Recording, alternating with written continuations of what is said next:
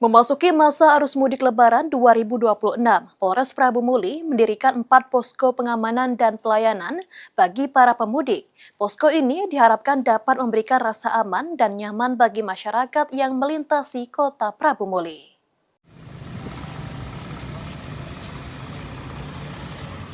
Memasuki arus mudik Lebaran, Polres Prabu Muli mendirikan 4 posko pengamanan dan pelayanan di sejumlah titik strategis di kota Prabu Muli untuk memberikan pengamanan sekaligus pelayanan bagi para pemudik yang melintasi kota Prabu Muli selama periode arus mudik dan arus balik Lebaran 2026.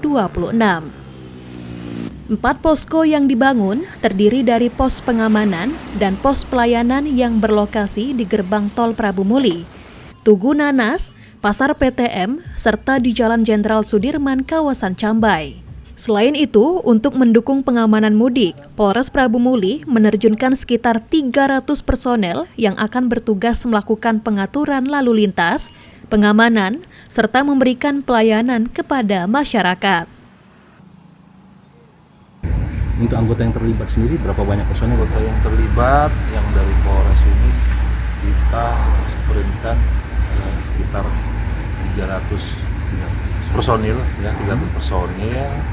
Kemudian sisanya kita sudah plotting juga untuk kegiatan pengamanan mako. Kegiatan personil kita sudah tersprint di 4 pospam dan posyan ini, nanti bergabung dengan rekan-rekan dari stakeholder lain.